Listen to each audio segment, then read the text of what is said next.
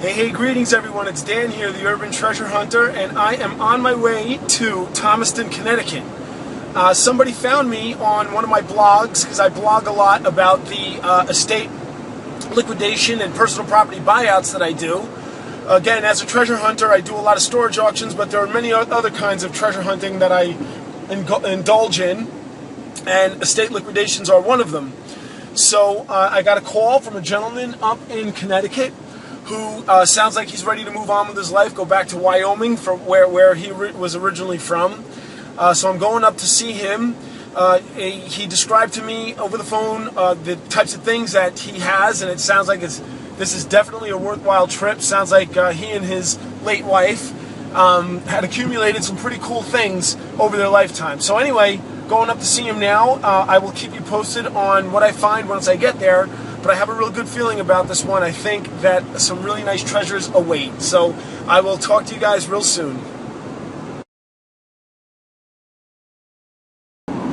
So I'm on my way back now. I was able to strike a deal with this man. His name is Chris. He's eager to get back to Wyoming. In fact, he's leaving in a week. And I had a very successful negotiation with him.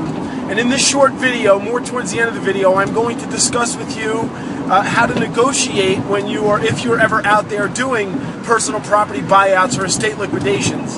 It's very important. The negotiation phase will make or break the deal. And if you don't go about it the right way, well, then you'll be, investing time and effort just to come away empty-handed. So anyway, I'm heading back now to process everything I just picked up. I picked up some really cool stuff.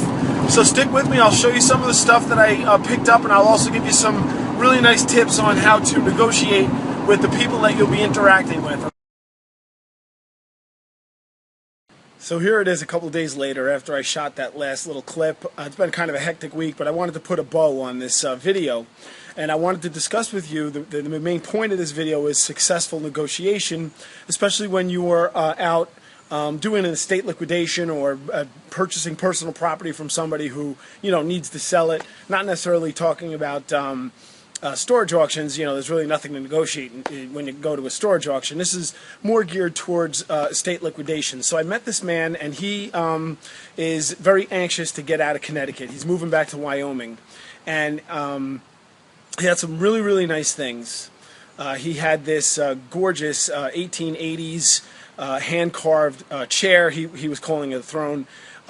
He had this antique rocking chair. And this rocking chair I wouldn't say is antique, but it's certainly vintage. So, he had a number of really nice things.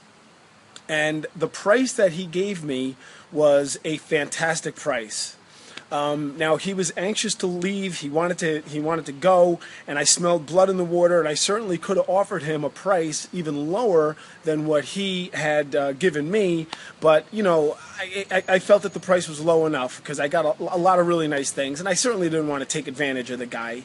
I probably could have offered him several hundred less than what the number he came up with, but again, I'm not going to do that to somebody. In fact, I even gave him $40 more than the number that he put on the table. So the point here is that a successful negotiation is when both sides are happy. Yes, you can use a person's circumstances to your advantage when you're negotiating with somebody, but don't do that to the point where you're just beating somebody into the ground.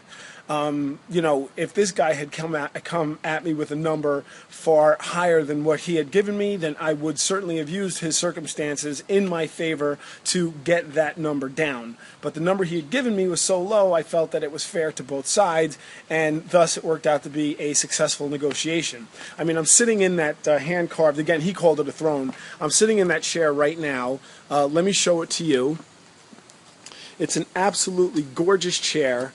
And this item alone is going to be worth far more than the number that I gave him, that he said he wanted for all this stuff. So, keep that in mind. A successful negotiation when you're discussing a estate liquidation, somebody is a number that's going to make both sides happy. and negotiations don't always work. A person sometimes would want much more for an item than you think it's worth. They don't want to accept your offer. They think that you might be lowballing them, and sometimes the success of a negotiation is that both sides walk away. So that's it. My name is Dan, and I do have a storage auction, a couple of them on the schedule for next week. Of course, as always, I will bring my camera with me and take you on the inside. And until then, why don't you head on over to Facebook and join a growing group of treasure hunters on a fan page that I've created. And you can join us all at this address right here.